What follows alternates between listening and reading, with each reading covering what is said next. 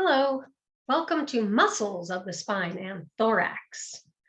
We are going to be talking about the Erector Spinae group first. So I am going to go to visible body to start here. Here we are. This is the Erector Spinae column. Erector Spinae group, Erector Spinae column, whatever you want to call it, doesn't really matter. The Erector Spinae group runs all the way from the sacrum up to the skull, specifically the occiput of the skull and a landmark over here posterior to the ear called the mastoid process. In another chapter, we'll do all of the landmarks of the skull, but for now, you just need to know mastoid process, just right up here behind the ear, okay?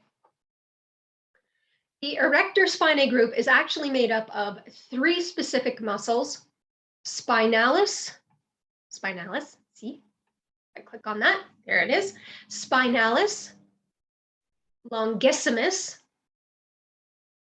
and iliocostalis, or iliocostalis, okay? These three groups of muscles make up the Erector Spinae group, and basically what they do is they keep the spine erect, right? They help keep us upright, but they also participate in lateral flexion and, of course, extension because they are on the posterior, right? And if they both contract at the same time, the whole spine extends. So to see them in the book is extremely confusing, which is why I did not start with that. Because what the book does is it only puts some of them on, all right? And quite honestly, if you put them all together, it looks very much like a poplar tree. So the fibers come up and they kind of interweave, and then they come up and they interweave a little bit. And that is more what it looks like than this, okay? So what we are going to do with this group is we're only really going to talk about the actions. I'm not going to have you learn the origins and the insertions because they're very confusing, and not every book agrees on what the origins and insertions of these muscles are. Honestly, they act as a group. So really that's how we have to learn them, okay? I want you to know that spinalis is the most medial of the three. Okay, it attaches directly to the spinous processes, hence spinalis. Okay, and as far as its origin is concerned, common tendon, which is the thoracolumbar aponeurosis.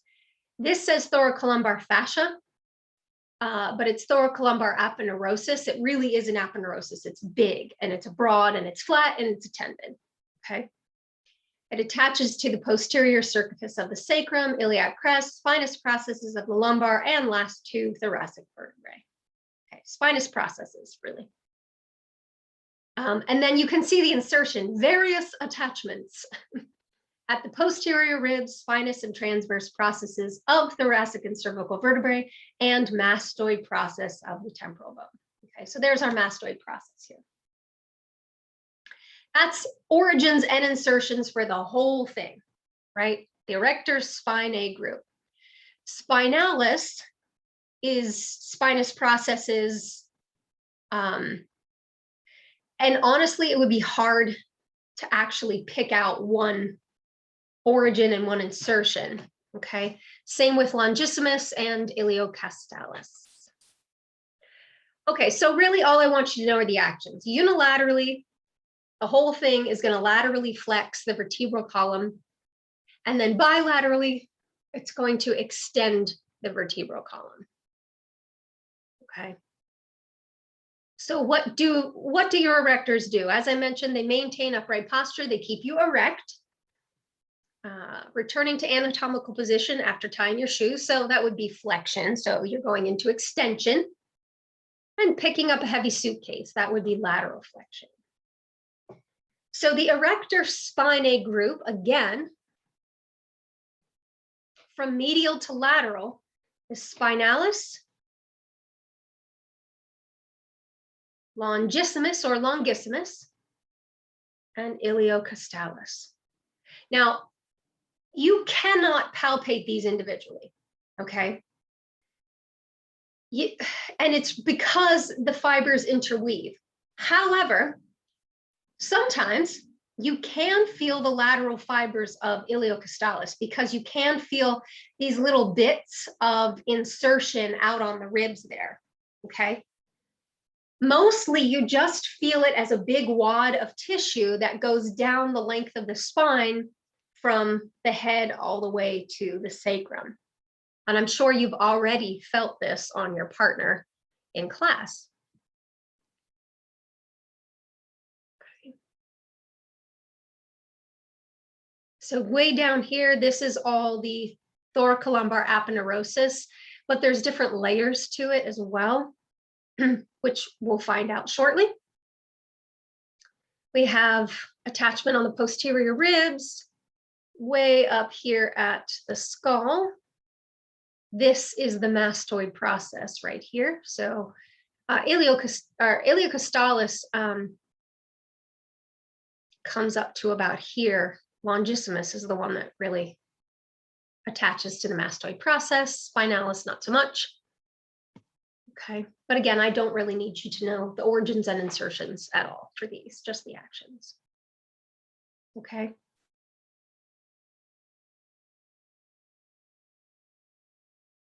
All right, so that's it for Erector Spinae. Like I said, I do need you to know medial to lateral. And I also would like you to know that this particular group is the more superficial of the paraspinal muscles. So of course, you're going to have trapezius and then rhomboids, things like that as the most superficial here. But deep to those then are the Erector Spinae group. Now, the next thing that we're going to talk about is another paraspinal group. That means around the spine, right? Para, spinal, around the spine. The next group is going to be the Transversospinalis group. Page 200. The Transversospinalis group is deep to the Erector Spinae group. Okay, and this also consists of three muscles: multifidi, rotatores, and semispinalis capitis. Now, just to give you an idea of where they are, the Erector Spinae would be just directly superficial to these. So they're going to be flat on top of one another, okay? Now, these particular muscles you do have to know origins and insertions for. So let's get started. So multifidi and rotatores, they're very similar. Multifidi is a little bit bigger than rotatores, but not by much. And they kind of look like laces going down the posterior spine, right? Kind of looks like laces or a little like zippers, something like that. These little paraspinal muscles are going to rotate the vertebral column to the opposite side, okay? So these are contralateral rotators, which is kind of important because these are really the only muscles that specifically rotate the spine. You have other muscles that are going to rotate the whole area, but these are spinal rotators. So multifidi originates at the sacrum and transverse processes of the lumbar through the cervical vertebrae. Okay, and then inserts on the spinous processes of the lumbar vertebrae through the second cervical vertebrae. So the insertion's kind of the same for both. The thing with multifidi is that it can span 2 to 4 vertebrae. Rotatores only spans 1 to 2. So let me see if I can draw that in here and just kind of give you an idea. Right? So let's say that you have an origin here, right? Well, then multifidi is going to go 2, 3, 4 above it. Whereas rotatores, let's say you have an origin here, it's only going to go 1. And then the origin's here and it's going to go 1. You see what I mean? So multifidi is bigger only because it has more fibers, if that makes sense. Excuse me. So the insertion's kind of the same. It's just that multifidi spans 2 to 4 vertebrae, whereas rotatores only spans 1 at a time. Either way, the origins are basically the same, insertion's kind of the same, but you get the difference. So what do? Well, I already said that they're contralateral rotators. You can see that they attach directly to the spinous process. So when they pull on that spinous process, the whole spine's going to shift to the other side. Okay. Bilaterally, they extend the vertebral column. So if both sides contract at the same time, extension is what is produced, which makes sense because they are on the posterior. They do posterior things. Now, in this group, then, we have semispinalis capitis. Semispinalis capitis is a little bit different, okay? And here's just an idea. This is what I was trying to draw, an idea of the origins and insertion differences between multifidi and rotatores. I think my art was better. No, I really don't. Okay, so semispinalis capitis is only found in the upper portion of the spine, okay? And its origin is the transverse processes of C4 to T5. Transverse processes C4 to T5. So you can't see, I mean, kind of here, C4, there we go. But it's covered on this side to T5 right here, okay? And you can see those origins. And then it goes up to the superior and inferior nuchal lines of the occiput. So it's right around where upper traps is, okay? It's just deeper, all right? In between the superior and inferior nuchal lines, right there.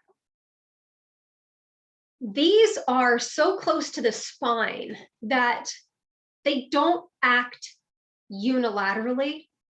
They only really act bilaterally. So these are going to extend the head and neck. Okay, semispinalis capitis extends the head and neck. But it is part of this transversospinalis group because it has origins on the transverse processes here, and it comes in closer to the spine. But because it's so small, it just isn't going to be able to produce the kind of rotation action of multifidi and rotatores, okay? But it is part of the group, so don't forget it. It would be very sad if you forgot it, okay?